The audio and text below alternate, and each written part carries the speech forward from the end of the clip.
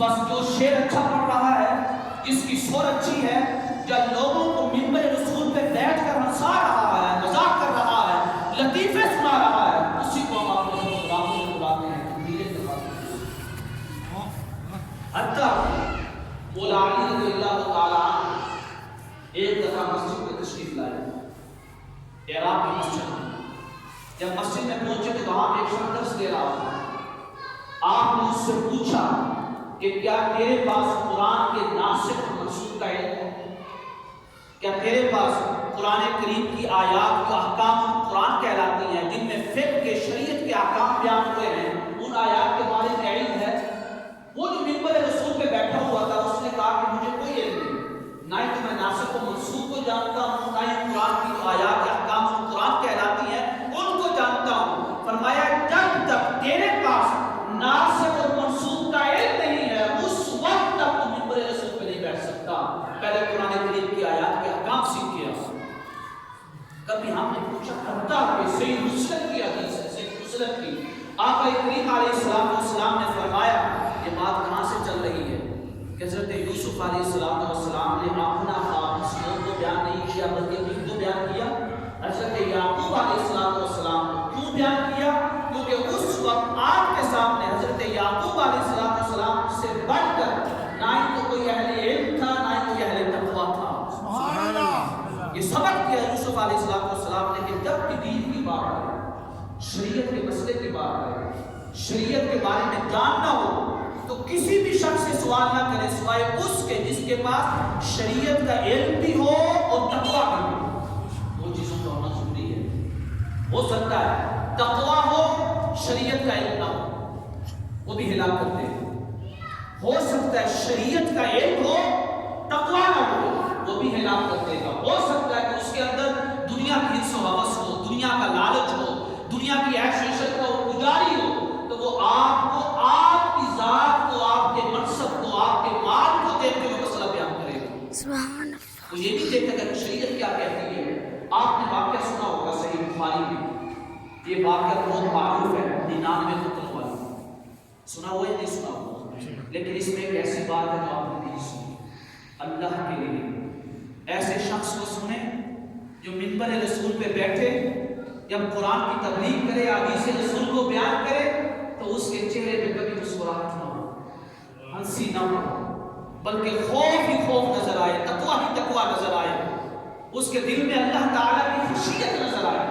وہ منبر رسول ہی کیسا کہ جس کے اوپر بیٹھنے والا ایسا بیان کرے کہ جس کے بیان کو سننے کے بعد لوگوں کی آنکھوں میں آنسو نہ آئے بلکہ چہرے پہ ہنسی ہی ہنسی ہو، وہ ہنستے ہی رہے، لطیفے سنتے رہے بیٹھ کر۔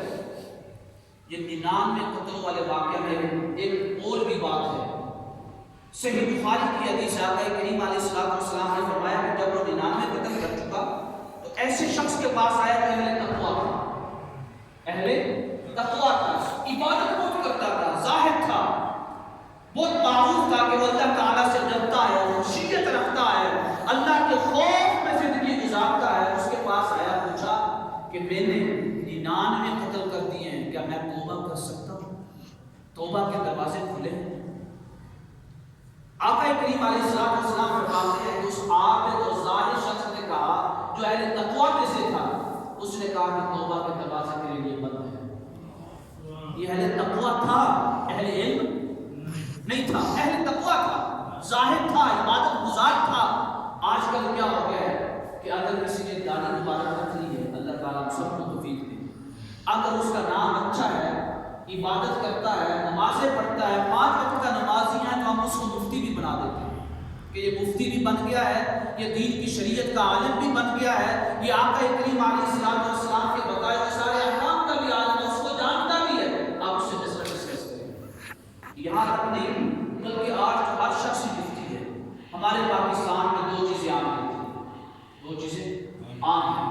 پہلی چیز ایک مفتی ہونا، دوسری چیز ڈاکٹر ہونا، دوسری چیز ڈاکٹر ہونا۔ کسی سے مسئلہ پوچھوا وہ آپ کو یہ نہیں کہے گا یار میں نہیں جانتا ہوں، اگرچہ میں جانتا بھی ہوں پھر بھی میں آپ کو ایک عالم کا پتہ بتاتا ہوں، وہاں پہ جا کے مسئلہ پوچھے۔ ہو سکتا ہے کہ میں نے غلط سنا ہو، میں نے غلط سنا ہو، یا ہو سکتا ہے کہ مجھے مسئلہ معلوم ہے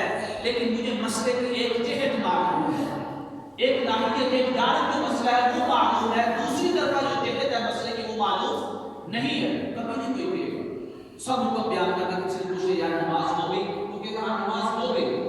یہ آپ نے کس سے پوچھا ہے؟ وہ کہے گا میں نے فلاں شخص سے پوچھا، اس نے بھی یہی کہا تھا کہ تیری نماز ہو گئی. وہ فلاں شخص کون تھا؟ کوئی عالم نہیں تھا.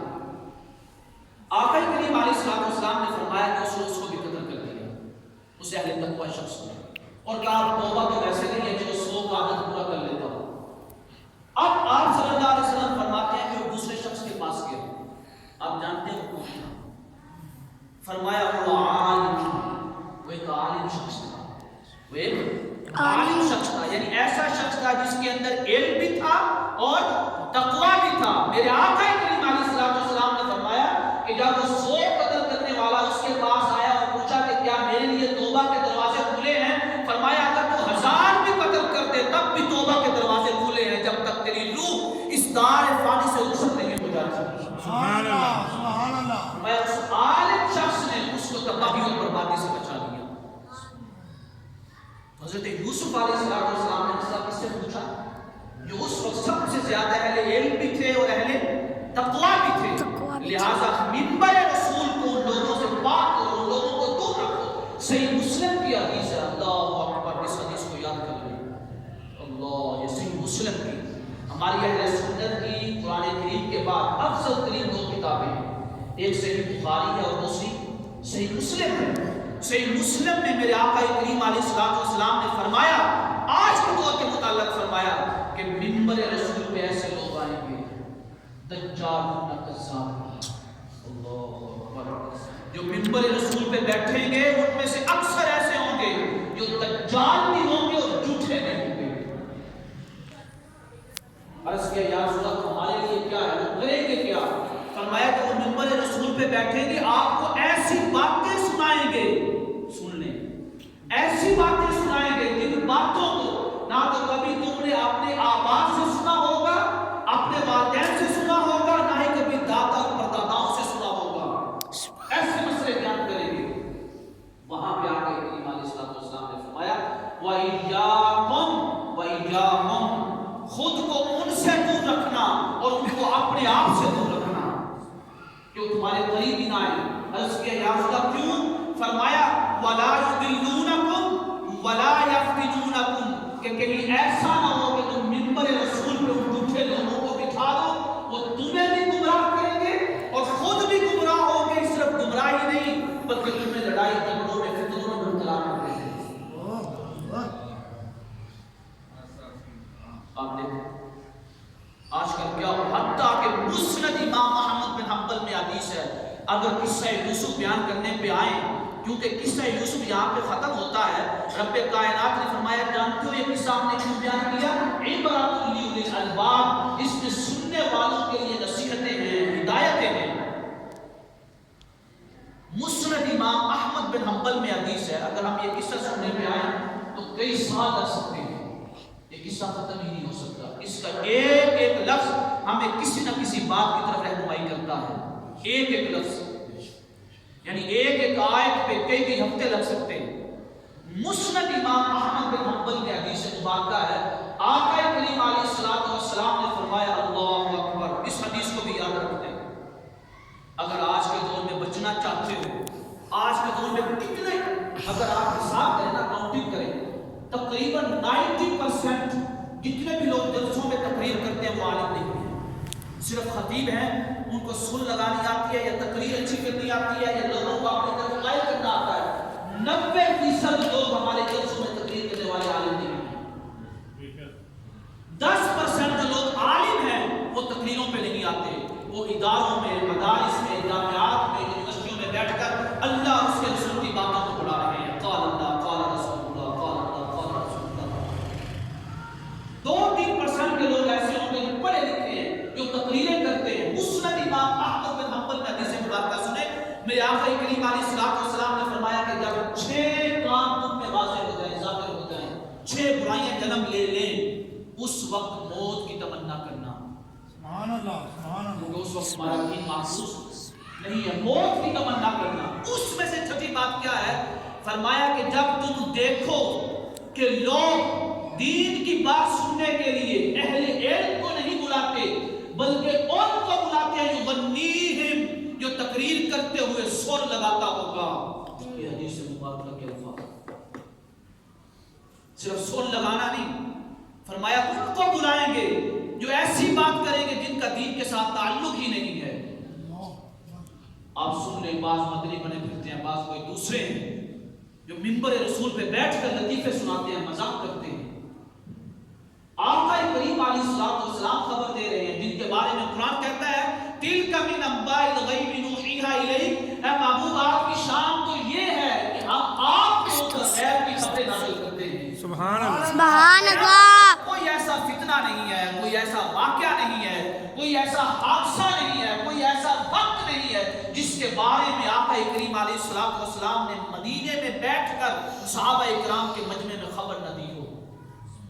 لیکن ہم غافل ہو گئے، ہمیں وہ حدیثیں یاد نہیں ہیں، ہم بھول گئے، ہم نے منبر رسول کے تقدس کو پامال کر دیا. آج آپ خود اندازہ لگائیں کہ سب سے زیادہ جلسے کہاں پہ ہوتے ہیں؟ پاکستان یا انڈیا میں. کہاں پہ ہوتے ہیں؟ پاکستان یا انڈیا میں. اور سب سے زیادہ بدحالی بھی کہاں پہ ہے؟ پاکستان یا انڈیا میں. کیوں؟ کیونکہ جو جلسے ہو رہے ہیں اس میں 90% جلسے ایسے ہیں کہ جن کو ہم بلا رہے ہیں ان کو سننے سے ثواب نہیں ملتا بلکہ گناہ ملتا ہے. کیونکہ صحیح مسلم کی حدیث ہے کہ وہ جھوٹے لوگ ہیں، وہ ایسی بات بیان کر رہے ہیں جو دین میں ہے نہیں، اور تم نے ان کو اپنے سروں کا تاج بنا لیا. سروں کا تاج بناتے جس کو کسی نسبت والے کو، کسی اللہ والے کو، کسی اہل علم، ایسے اہل علم کو جس کے اندر تقویٰ بھی ہوتا، لالچ نہ ہوتا، دنیا کے انصاف سے. ایک اور حدیث دے رہا ہوں اللہ کی قسم، اگر آپ قیامت کی نشانی کو پڑھیں، یہ وہ دور ہے جس کے اندر قیامت کی ہر نشانی پائی جا رہی ہے سوائے 3 یا 4 نشانی. میرے آقا کریم علیہ الصلوۃ والسلام نے فرمایا میرے صحابہ سن لو، میری امت لَتَتَّبِعَنَّ سُنَنَ مَنْ كَانَ قَبْلَكُمْ، میری امت پہلی امتوں کی ہر سنت پہ عمل کرے گی، ہر سنت پہ عمل کرے گی پہلی امتوں کی. عرض کیا یا رسول اللہ الیہود والنصارى، کیا یہودیوں اور عیسائیوں کی سنتوں پہ عمل کرے گی؟ فرمایا ہاں، انہی کی سنتوں پہ عمل کرے گی. یہودیوں اور عیسائیوں کے علماء کی سب سے بڑی سنت کیا تھی؟ طریقہ کیا تھا؟ بیچ کر فتویٰ لینا، اپنے فتوے کو بیچنا. اگر کوئی سائل بن کے آیا ہے اس کو جیسا فتویٰ چاہیے تھا ویسے ہی دے دیا، اس سے پیسے لے لیے. یہ بنی اسرائیل کے علماء کی سنت تھی. اور آپ کا فرما رہے ہیں کہ تم ان لوگوں کی ایک ایک سنت کو اپناؤ گے، جب ایسا وقت آ جائے تو سمجھ لینا کہ قیامت قریب ہے.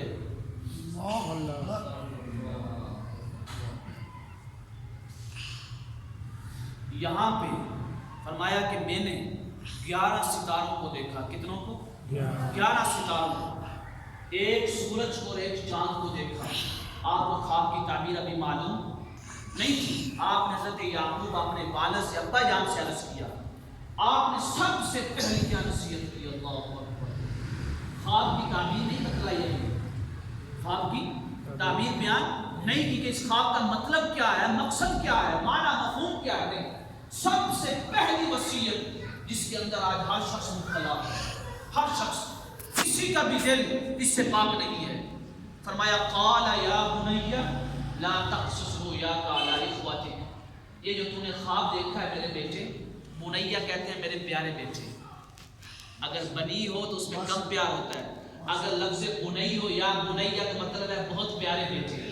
اے میرے پیارے بیٹے، اپنا جو خواب جو تو نے دیکھا ہے، جو میرے سامنے بیان کیا ہے، اپنے بھائیوں کو بیان نہیں کرنا. کیوں؟ فَيَكِيدُوا لَكَ كَيْدًا، کہ ہو سکتا ہے کہ ان کے دل میں اس نعمت کے بارے میں حسد پیدا ہو جائے اور وہ تیرے بارے میں کوئی بری تدبیر کر بیٹھے. یہ وہ حسد ہے. فرمایا ہو سکتا ہے کہ حسد پیدا ہو جائے اور وہ آپ کو بھی تباہ کر دے اور آپ کے بھائیوں کو بھی تباہ کر دے. آج یہ حسد ہی ہے جو ہم انسانوں کے ایک دوسرے سے دور کر رہا ہے. فرمایا کیوں ان الشیطان للانسان عدو مبین، کہ یہ جو شیطان ہے یہ انسان کا سب سے بڑا دشمن ہے، کھلا دشمن ہے. یہ کھل کر دشمنی کرتا ہے، منافقت نہیں کرتا. یہ کہتا ہے نماز نہیں پڑھنی، روزہ نہیں رکھنا، سچ نہیں بولنا. کھلا دشمن ہے. سب کو معلوم ہے کہ شیطان ہمارا دشمن ہے. یہاں پہ نصیحت کی اور فرمایا یہ جو تم دیکھ رہے ہو 11 ستارے، یہ تمہارے 11 بھائی ہیں. کیا ہے؟ 11 بھائی ہیں. اور یہ جو ایک سورج ہے اس سے مراد تمہارا یہ والد ہے جو تیرے سامنے بیٹھا ہوا ہے، سبحان اللہ، اور یہ جو قمر جو چاند ہے اس سے مراد تیری ماں ہے، سبحان یہ اللہ، 12 ستارے اور تیرے والدین ایک وقت ایسا آئے گا کہ تیرے سامنے سجدہ کریں گے، اللہ اکبر، تیرے سامنے۔ یہاں پہ غور کریں، تھوڑا سا رک کے غور کریں، آرام سے تسلی سے۔ قرآن نے والد کو کیا کہا؟ الشمس، سورج، کیا کہا؟ سورج، ماں کو کیا کہا؟ چاند، قمر، چاند، اور دونوں سے کیا ملتی ہے؟ روشنی، روشنی۔ اگر ایک دن کو نہ ہو تو دن کو تاریکی، اور دوسرا اگر رات کو نہ ہو تو رات کو تاریکی۔ فرمایا الشمس والقمر، یہ جو ماں باپ ہے یہ سورج اور چاند ہے، اگر تیری زندگی میں والدین نہیں ہے تو تاریکی ہی تاریکی ہے، اندھیرا ہی اندھیرا ہے۔ الشمس والقمر، فرمایا اگر تو اپنے والدین کا احترام نہیں کر سکا، ان کی حفاظت نہیں کر سکا، تو گویا کہ تو نے اپنی زندگی میں سورج کو بھی کھو دیا اور چاند کو بھی کھو دیا، نہ دن کی روشنی رہی نہ رات کی روشنی رہی، تاریکی تاریکی ہو گئی۔ اللہ اکبر، کتنے ہی آج کے نوجوان ہیں جو اپنے والدین سے دور ہو چکے ہیں۔ ایک اور نکتہ ہے، والد کو کہا الشمس، ماں کو کہا قمر، والد کو کہا سورج، ماں کو کہا چاند۔ کیا مطلب؟ سورج کبھی کبھی تپش دیتا ہے، کبھی کبھی تو تپش دیتا ہے لیکن جلاتا نہیں ہے، وہ تپش بھی اسی کے فائدے مند کے لیے ہوتی ہے، اسی کے فائدے کے لیے ہوتی ہے۔ اگرچہ تپش دے رہا ہے لیکن رستہ تو دکھا رہا ہے، دکھا رہا ہے یا نہیں دکھا رہا کہ کہاں پہ جانا ہے، کیسے منزل مقصود تک پہنچنا ہے، رستہ کیسے دکھے گا۔ تپش دے رہا ہے پر تجھے رستے سے بھٹکنے نہیں دے رہا۔ فرمایا ہم جو والد کو الشمس سے تعبیر کر رہے ہیں، اس کا مطلب یہ ہے کہ کبھی کبھی تیرا والد تجھ پہ سختی کرے گا لیکن وہ سختی تیرے فائدے ہی کے لیے ہے، وہ تیرے فائدے کے لیے ہے۔ ماں کو کہا قمر، کیونکہ قمر چاند کی روشنی میں کبھی تپش نہیں ہوتی، سبحان اللہ، ہمیشہ میٹھی روشنی ہوتی ہے، مٹھاس ہی مٹھاس ہوتی ہے۔ فرمایا ماں کو قمر کہہ کے ہم نے یہ واضح کر دیا کہ ماں ایک ایسی ہستی ہے کہ اگر دنیا کی کوئی تپش آئے اور بیٹا ماں کے آنچل میں آ کے ماں کے سائے میں بیٹھ جائے تو ساری تپشیں بھول جاتا ہے، ساری پریشانیاں بھول سبحان جاتا اللہ، ہے۔ والشمس والقمر رأيتهم لي ساجدين قال يا بني لا تقصص رؤياك على إخوتك فيكيدوا لك كيدا إن الشيطان للإنسان عدو مبين۔ پہلے نصیحت کی کہ کسی کو بتلانا نہیں ہے۔ یہاں سے ایک اور مفہوم ملا، حدیث مبارکہ میں آتا ہے کہ آقا کریم علیہ السلام نے فرمایا لوگوں اپنے آپ کو ظالموں سے محفوظ رکھو، اپنے آپ کو ظالموں سے محفوظ رکھو۔ عرض کیا یا رسول اللہ ظالموں سے کیسے محفوظ رکھیں؟ فرمایا جو نعمت تجھے ملے نا کبھی کبھی اس نعمت کا تذکرہ ہر ایک سے نہ کیا کر۔ کیوں؟ اگر تو ہر ایک سے کرے گا ان میں سے کوئی ایسا بھی ہوگا جس کے دل میں حسد پیدا ہوگا اور تجھے نقصان پہنچائے گا۔ یہاں پہ حضرت یعقوب علیہ السلام نے پہلی وصیت جو کی ہے کہ اپنے بھائیوں کے سامنے بیان نہیں کرنا، ہو سکتا ہے یہ خواب سن کر ان کے دل میں حسد پیدا ہو جائے۔ آج تو چھوٹی چھوٹی باتوں پہ حسد پیدا ہو جاتا ہے، آج تو بھائیوں میں حسد پیدا ہو جاتا ہے، آپس میں آپ دیکھ رہے ہیں یہ بھائیوں کا ہی واقعہ ہے۔ فرمایا ان کے سامنے بیان نہیں کرنا۔ اب خواب کی تعبیر بتلائی، اب آپ دیکھیں گے خواب کی جو تعبیر بتا رہے ہیں یہ مستقبل کی ہے۔ کس کی ہے؟ مستقبل کی، ابھی ہوئی نہیں ہے، یعنی جو چیز ہوئی نہیں اس کے بارے میں کون خبر دے رہا ہے؟ اللہ کا نبی۔ کون خبر دے رہا ہے؟ اللہ کا نبی حضرت یعقوب علیہ السلام خواب کی تعبیر وہ بتلا رہے ہیں جو مستقبل میں ہونی ہے۔ حضرت یوسف علیہ السلام کا قصہ یہ بتلا رہا ہے کہ نبی وہ بھی جانتا ہے جو ابھی تک ہوا ہی نہیں۔ سبحان اللہ، نبی کے اوپر اللہ کی طرف سے غیب کی خبریں آتی ہیں کہ نبی مستقبل کی بھی خبریں دیتا ہے جو ابھی وقوع پذیر ہی نہیں ہوا۔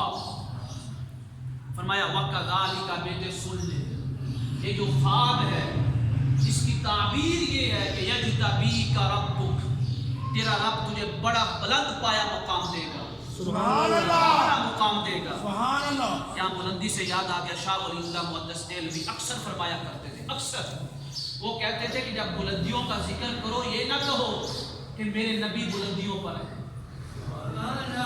میرے نبی بلندیوں پر ہے، یہ نہ کہا کرو، بلکہ یوں کہا کرو کہ بلندیاں بنی اس لیے ہیں کہ اس کے اوپر میرے مصطفیٰ کے قدم لگے ہیں. سبحان اللہ.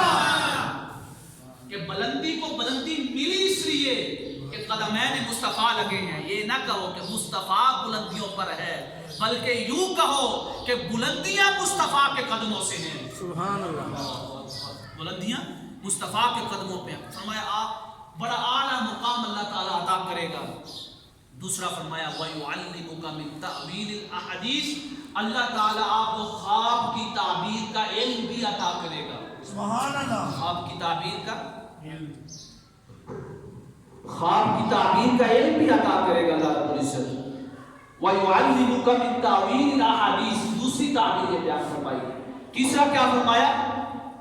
وَيُتِمُّ نِعْمَتَهُ عَلَيْكَ وَعَلَىٰ آلِ يَعْقُوبَ كَمَا أَتَمَّهَا عَلَىٰ أَبَوَيْكَ مِن قَبْلُ إِبْرَاهِيمَ وَإِسْحَاقَ. ایک ایسی نعمت ہے جو اللہ نے ابراہیم کو بھی عطا کی، اسحاق کو بھی عطا کی، تیرے والد کو بھی عطا کی اور تجھے بھی عطا کرے گا. سبحان اللہ. اب وہ نعمت کیا ہے؟ فرمایا وہ نعمت نبوت ہے. اللہ رب العزت عن قریب آپ کو منصب نبوت کے لیے منتخب فرمائے گا.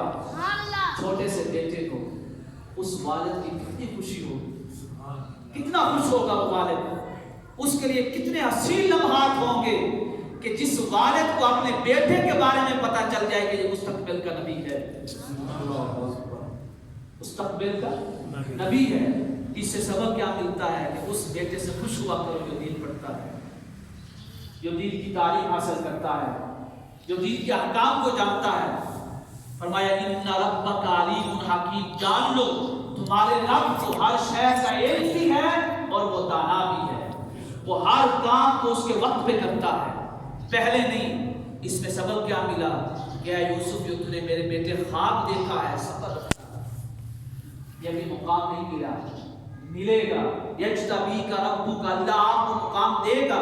وَيُعَلِّمُكَ مِن تَأْوِيلِ الْأَحَادِيثِ، خواب کی تعبیر کا علم دے گا، منصب نبوت پہ فیض کرے گا. سبحان اللہ. اب جب یہ خواب آپ نے بیان کیا اور یعقوب علیہ السلام نے یہ خواب سنا تو یہ طبعا جب یہ خواب سنے گا کوئی بھی والد اس کو اپنے بیٹے سے محبت ہوگی یا نہیں ہوگی. اس خواب کے سننے کے بعد حضرت یعقوب علیہ السلام حضرت یوسف علیہ السلام کے ساتھ اور زیادہ محبت ہو گئی.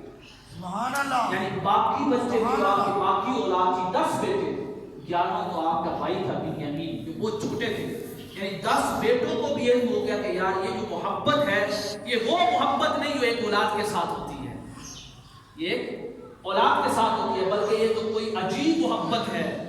اللہ والوں سے اللہ والے ایسے ہی محبت کرتے ہیں. وہاں پہ حسد پیدا ہوا، چنگاری پٹک اٹھی کہ ہے کیا معاملہ، کیا ہے ماجرا کیا ہے. تفسیر میں آتا ہے کہ آپ کی ایک ملازمہ تھی، ایک کنیزہ تھی.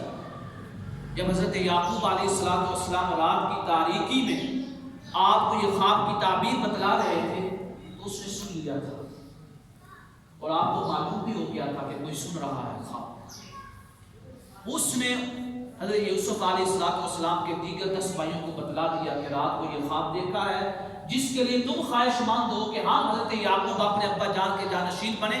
جانشین کے لیے انتخاب ہو چکا ہے، رات جس نے بننا تھا وہ منتخب ہو گیا ہے.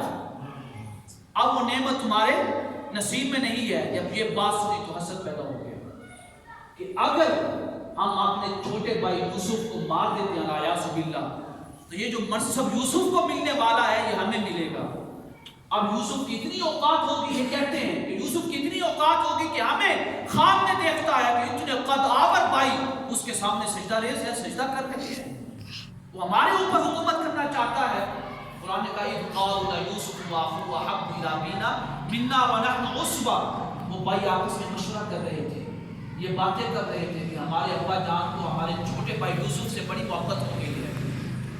لفی ضلال مبین، ایسی محبت ہے جو دنیا میں کسی اور کے ساتھ یعقوب کو نہیں ہے. وہاں پہ قرآن کہتا ہے کہ سب نے جمع ہو کے مشورہ کیا اقتلوا یوسف او اطرحوه ارضا یخل لکم وجہ ابیکم وتکونوا من بعدہ قوما صالحین. سب لوگوں نے، سب بھائیوں نے بیٹھ کر مشورہ کیا کہ یوسف کو قتل کر دو. یوسف کو قتل کر دو، یا پھر ایسی جگہ پہ چھوڑ آؤ جس جگہ کے بارے میں ہمارے ابا جان کو بھی علم نہیں ہے کہ وہ جگہ کہاں پہ ہے۔ اگلی جو بات آ رہی ہے یہ آج ہر شخص بات کرتا ہے۔ یہ جو بات حضرت یوسف علیہ السلام کے بھائیوں نے کی، دوسری بات، پہلی بات کیا کی؟ قتل کر دو۔ دوسری بات کیا کی؟ کہ ایسی جگہ پہ چھوڑ آؤ جس جگہ کے بارے میں ہمارے ابا جان بھی نہیں جانتے۔ تیسری بات جو آج کے دور میں ہر نوجوان کرتا ہے، ہر ماں ہر باپ کرتا ہے اپنی اولاد کے لیے، یہ یوسف علیہ السلام کے بھائیوں نے یہ بات کی، کیا وَتَكُونُوا مِن بَعْدِهِ قَوْمًا صَالِحِينَ، آج یہ برائی کر لو، بعد میں توبہ کر کے اللہ کے نیک بندے بن جائیں گے۔ آج 10 سال کا بچہ کہتا ہے کہ میری 10 سال کی عمر ہے، ابھی وقت نہیں ہے توبہ کرنے کا، ابھی وقت نہیں ہے داڑھی رکھنے کا، ابھی وقت نہیں ہے عبادت کرنے کا، ابھی وقت نہیں ہے 5 وقت کی نماز پڑھنے کا۔ جب عمر 30 سال ہوگی، 40 سال ہوگی، اس وقت عبادت بھی کر لوں گا، بعد میں نیک بن جاؤں گا۔ ایک شخص جس کی عمر 20 سال ہے وہ کہتا ہے 30 سال کے بعد عبادت کر لیں گے۔ جس شخص کی عمر 30 سال ہے وہ کہتا ہے 40 سال کے بعد کر لیں گے۔ جس شخص کی عمر 40 سال ہے وہ کہتا ہے جب سفید داڑھی آئے گی اس وقت عبادت کر لیں گے۔ اللہ اکبر۔ یوسف علیہ السلام کے بھائیوں نے کہا، یہی وہ بات تھی جس نے یوسف علیہ السلام کے بھائیوں کو ہلاکت میں ڈال دیا۔ وَتَكُونُوا مِن بَعْدِهِ قَوْمًا صَالِحِينَ، کہا کہ پھر بعد میں نیک بن جائیں گے، توبہ کر لیں گے۔ ان میں سے ایک شخص نے کہا، قال قائل منهم لا تقتلوا یوسف، اے میرے بھائیوں، ایک بھائی نے کہا میرے بھائیوں یوسف کو قتل نہ کرنا، یوسف کو قتل نہ کرنا، بلکہ کیا کرنا، القوه فی غیابۃ الجب، کسی تاریک کنویں میں ڈال دو، ایسا کنواں جو بہت گہرا ہو کہ جس کے اندر سے اگر یوسف پکارے بھی صحیح تو اس کی پکار نہ سن سکے کوئی بھی۔ حضرت یعقوب ہمارے ابا جان کو بھی نہ پتہ چلے، کوئی بھی آواز سنائی نہ دے۔ فرمایا فی غیابۃ الجب یلتقطہ بعض السیارۃ ان کنتم فاعلین، جب تاریکی کنویں میں ڈال دیں گے ہو سکتا ہے کوئی قافلہ آئے دوسری طرف جانے کے لیے۔ جو کنواں تھا اس سے پانی بننے کے جب قریب آئے گا تو یوسف علیہ السلام کو اپنے ساتھ لے جائے گا۔ اس طرح نہ تو ہم قتل کریں گے اور نہ ہی یوسف ہمارے ساتھ رہے گا۔ اس طرح جو محبت حضرت یعقوب کی یوسف کے ساتھ تھی وہ ختم ہو جائے گی اور وہ محبت کا حصہ ہمیں مل جائے گا۔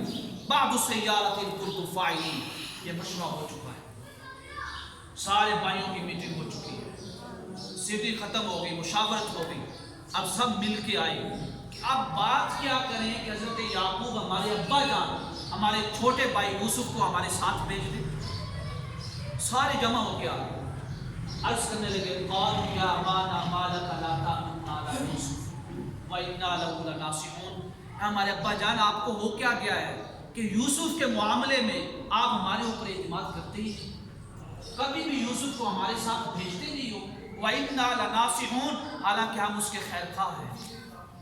کتنے ہی لوگ ایسے ہیں آج کے دور میں کہ ہمیں تباہی اور بربادی کی طرف لے کے جاتے ہیں اور ہم اسے سمجھ رہے ہوتے ہیں کہ ہمارے خیر خواہ ہیں۔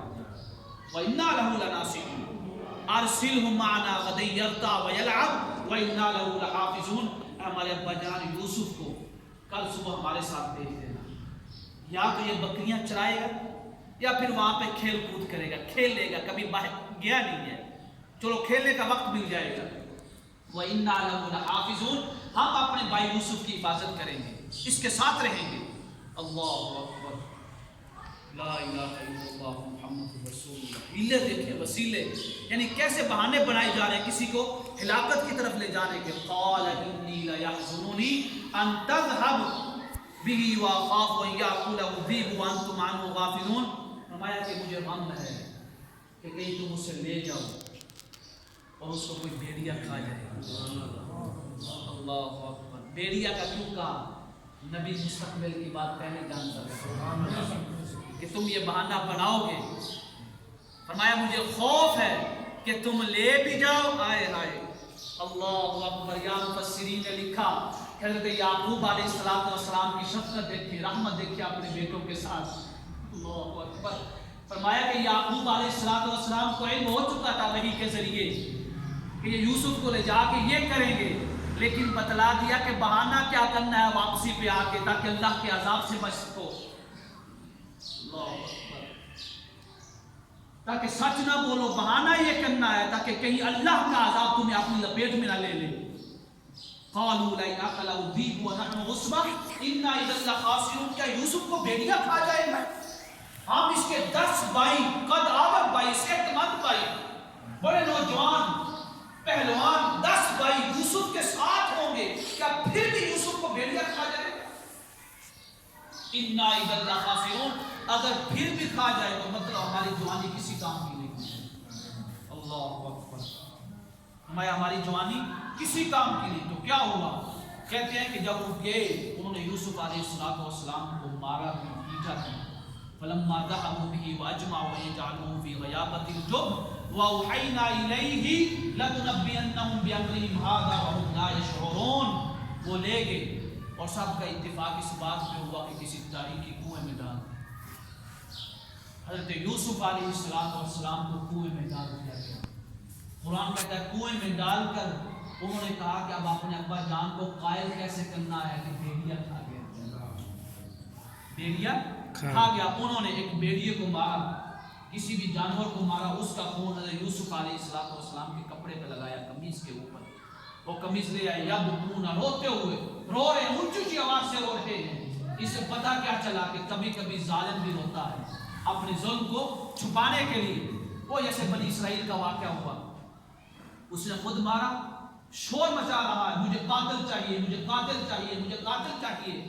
مختصر یہ کہ حضرت موسیٰ علیہ السلام کو حکم ہوا اللہ تعالیٰ کی طرف سے کہ گائے کو ذبح کرو اور اس کا گوشت مارو، وہ خود بتلائے گا کہ قاتل کون ہے۔ اللہ، آج کے دور میں گناہگار ظالم لوگ ایسے ہیں جو مجرم ہیں، وہ اتنا معصوم چہرہ بنا کے رکھتے ہیں کہ ان کا جرم ان کے چہروں پہ نظر ہی نہیں آتا۔ ہمارے روتے ہوئے قمیض لے کے آگے انہوں نے وہی بات کی، ابا جان بھیڑیا کھا گیا اور ہمیں پتہ ہے کہ آپ ہماری بات پہ یقین نہیں کریں گے۔ اللہ اکبر۔ اس سے بات آگے چلے گی، کنویں کے پاس کون پہنچا؟ حضرت یوسف علیہ السلام مصر کیسے پہنچے؟ یہ قصہ ایسا ہے کہ اگر آپ اس کی ایک ایک آیت کو پڑھیں، ایک ایک آیت کے ایک ایک لفظ میں آج کے دور کے بارے میں بڑی نصیحتیں ہیں، ہدایتیں ہیں، بڑے ارشادات ہیں، بڑی رہنمائی ملتی ہے۔ سبحان اللہ، سبحان ہم نے اللہ۔ کون سی باتیں سیکھی؟ سب سے پہلی بات، آج کے دور میں اگر کسی سے سوال کرنا ہے تو ایسے شخص سے سوال کرنا ہے جو اہل علم بھی ہو اور اہل تقویٰ بھی ہو۔ دوسری بات کیا سیکھی یوسف علیہ السلام کے واقعہ میں کہ جب بھی والدین سے کلام کرنا ہے، مخاطب کرنا ہے والدین کو بڑے ادب و احترام کے ساتھ، ایسے الفاظ کا چناؤ کرنا ہے، ایسے الفاظ کو اختیار کرنا ہے جو والدین کے ادب کے لائق ہیں، جو سننے والے کو اچھے لگے گے، یار بڑا اچھا اور مہذب بیٹا ہے، بڑا تمیز والا بیٹا ہے، بڑے احترام والا بیٹا ہے۔ تیسری بات کیا لگی؟ تکونوا من بعدہ صالحین، کہ بعد میں توبہ کر لیں گے۔ فرمایا بعد میں نہیں، جب خیال آیا ہے نا کہ بعد میں توبہ کریں گے، اسی وقت اپنے رب کے حضور توبہ کر لیں۔ سبحان، جب خیال آیا کہ بعد میں عبادت کریں گے، اسی وقت اپنے رب کی عبادت کو شروع کر دیں۔ اللہ رب العزت کے حضور دعا ہے کہ رب کائنات، یہ جو ہم نے یوسف علیہ السلام کو قصہ سنتے ہیں، جس طرح اللہ رب العزت کی طرف سے رحمتوں اور برکات کی بارش ہوئی، اللہ تعالیٰ اس قصے کی برکت سے ہم سب کے اوپر بھی اپنی رحمتوں کی بارش عطا فرمائے۔ کسی کا اگر کوئی سوال ہے؟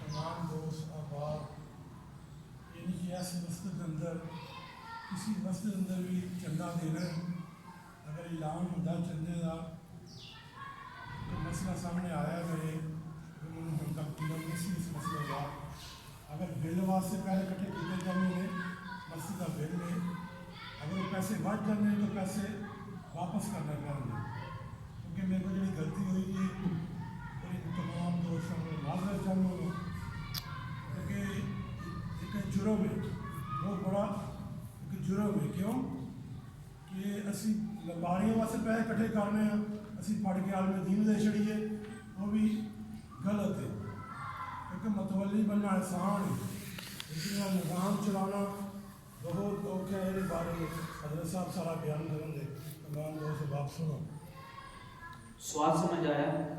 بعض اوقات ایسا ہوتا ہے، اعلان کیا جاتا ہے کہ ہم نے مسجد کا فلاں کام کروانا ہے، مثلا ہم کہتے ہیں کہ مسجد کا مین دروازہ ہے یہ لگوانا ہے اور اس کی لاگت ہے 20 لاکھ یا 25 لاکھ، 25,000 کا لو، 25,000 روپے کا یہ دروازہ آئے گا، ہم نے لگوانا ہے۔ ہم ایسے چندہ لیتے ہیں. ایک مثال, اب وہ دروازہ لگانے کے لیے لوگوں نے چندہ دیا, اس میں کتنے پیسے ہو گئے؟ تقریباً 30,000 روپیہ جمع ہو گئے. کتنے؟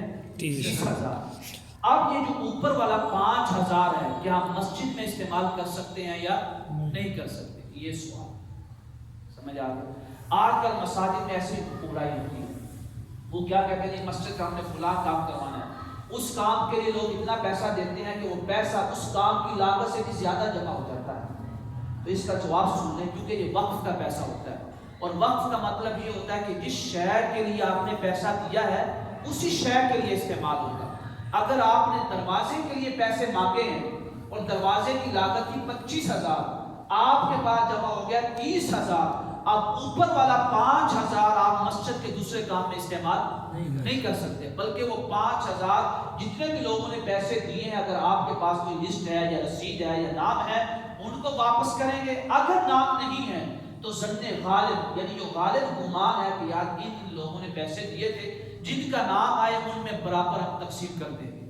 برابر سے مراد کیا ہے کہ دیکھیں گے کہ فلاں نے کتنے پیسے دیے, فلاں نے کتنے پیسے دیے, اس کی پرسنٹیج نکال کے اسی حساب سے ان کو 5,000 میں سے پیسے واپس کرتے جائیں گے. لیکن ہمیں مساجد کے لیے جب بھی پیسہ جمع کرنا ہے, جب بھی چندہ جمع کریں, یا آپ میں سے کوئی بھی کسی مسجد کا متولی ہے یا مسجد کے متولیوں سے ملتے ہیں, تو مساجد کا چندہ یوں جمع کرنا چاہیے کہ ہم مساجد کے لیے پیسے لے رہے ہیں. کس کے لیے؟ مسجد کے لیے پیسے لے رہے ہیں. بطور مثال مسجد کے اخراجات اتنے ہیں کہ ہم نے کھڑکیاں بھی لگوانی ہیں, ہم نے دروازہ بھی لگوانا ہے, دروازے کی لاگت 25,000 ہے, کھڑکیوں کی لاگت مطلب 30,000 ہے. پہلے آپ نے کس کا نام لیا؟ مسجد کا. اب اگر 25 اور 30,000 کتنا ہو گیا؟ 55,000. اب اگر 60,000 جمع ہو جاتا ہے, کتنا؟ 60,000. وہ جو اوپر والا 5,000 ہے, اب وہ مسجد کے کاموں میں استعمال ہو سکتا ہے. کیوں؟ آپ نے کیا کہا تھا؟ مسجد کے لیے پیسے جمع کرنا, مسجد کے لیے چندہ جمع کرنا, یا مسجد کے لیے فنڈ دے, یا مسجد کے لیے جو بھی آپ اس کو ہدیہ دینا چاہیں, ہدیہ کا نام دینا چاہیں, جو بھی. اس کے بعد آپ کہتے ہیں کہ ہمارے مسجد کے بہت سے اخراجات ہیں, جیسے کھڑکیاں لگوانی ہیں, دروازے لگوانے ہیں. یہ آپ بطور مثال فار ایگزامپل بیان کر رہے ہیں. تو اس صورت میں وہ جو اوپر والا پیسہ آپ مسجد کے کاموں میں استعمال کر سکتے ہیں, مگر نہ نہیں. حتیٰ کہ آقا کریم علیہ السلام نے فرمایا, سنن ابی داؤد کی حدیث ہے, بہت سی مسجد کی انتظامیہ ایسی ہوتی ہے ان کے پاس علم نہیں ہوتا مسجد کے احکام کے متعلق. یہاں تک فرمایا کہ اگر ایک کنکری, کیا ایک کنکری وہ چھوٹی سی ہوتی ہے, اگر وہ مسجد سے کوئی لے جائے, وہ کنکری اس وقت تک اس کے لیے بد دعا کرتی رہتی ہے جب تک وہ جو لے کے گیا ہے اس کنکری کو دوبارہ مسجد میں نہ رکھ دے. اگر ایک چھوٹی سی کنکری کی یہ حالت ہے, تو جو لوگ مسجد کو دیگر کاموں میں استعمال کرتے ہیں, تو آج کل تو یہ اللہ معافی دے تقریباً 10% چھوڑ کے لوگوں نے کاروبار بنا لیا, خاص کر مدارس میں. مدارس میں کیا ہوتا ہے کہ یہ کھڑکی لگنی ہے, وہ ایک کھڑکی کے پیسے 20-25 لوگوں سے لے لیتے ہیں, لگانے ایک ہی پیسے ہیں, باقی جو 20 لوگوں سے پیسے لیے ان کی اپنی جیب میں جائے گی. 10% ایسے لوگ ہیں جو آپ کے پیسوں کا صحیح استعمال کرتے ہیں. پہلی بات تو یہ ہے کہ اگر کوئی چندے والا آتا ہے, اس سے پوچھے کوئی کام کروانا ہے مسجد کا یا مدرسے کا, یا کوئی ایسا کوئی کام ہو, اس کو فنڈ دے دیں اس نام سے, یا پھر ایسا کریں کہ مسجد کے چندے کے نام سے جمع کریں. یہ زیادہ اچھا ہے کہ مسجد کے دیگر کاموں میں بھی استعمال ہو سکتا ہے.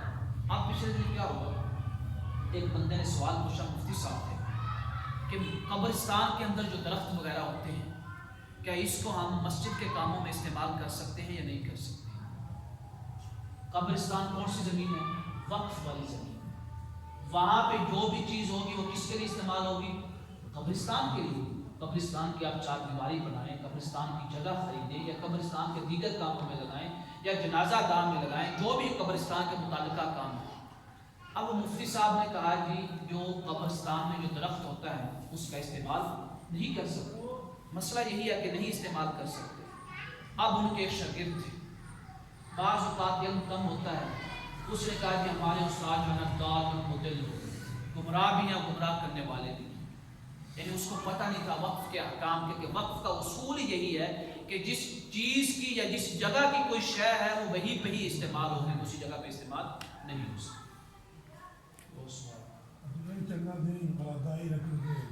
हाँ जी, अगर कोई मस्जिद वाला ये कह देता है कि दरवाजे के लिए ले रहे हैं, वो तो उसने लिए ना, लेकिन आप देखते हुए ये नीयत रखें, ये इरादा करें कि आप मस्जिद के लिए दे रहे हैं। किसके लिए?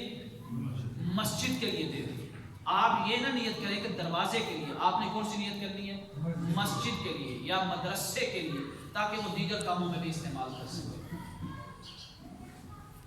सर ये जो पानी ले जाते हैं आमतौर पर अपने इस्तेमाल के लिए मस्जिद से, अल्लाह ताला ने ज़ाहिर खैर अता फरमाए। बड़ा अच्छा सवाल है।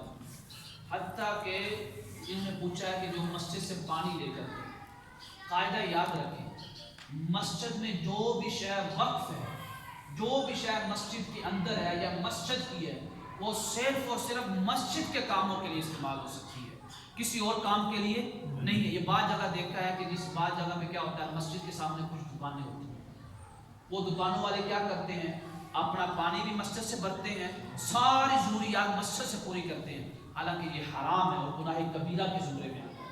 हत्ता कि फुक़हाए किराम ने ये भी लिखा है कि ये जो हम बाहर लाइटें लगाते हैं या बल्ब लगाते हैं या ट्यूब लगाते हैं, कोई भी शायद लगाते हैं रोशनी करने के लिए, ये भी सिर्फ उस वक्त ऑन करनी जायज़ है जब मस्जिद के नमाजियों को ज़रूरत हो। अगर राहगीरों को ज़रूरत हो फिर भी जायज़ नहीं है। क्यों? ये मस्जिद का पैसा है, मस्जिद पे ही लगे। अब सवाल ये है कि मस्जिद तो बोलती भी नहीं, मस्जिद जो नहीं बोलती ना, लेकिन मस्जिद का नायब जो है, जो मुकर्रर किया है, जो मस्जिद के सारे हुकूक और फ़राइज़ अदा करता है, वो मस्जिद का मुतवल्ली होता है या मस्जिद की जो इंतज़ामिया होती है, गोया कि वो मस्जिद ही है। वो क्या है? मस्जिद ही है। और इनका इतना सवाल होता है, फरमाया कि जो मस्जिद का निज़ाम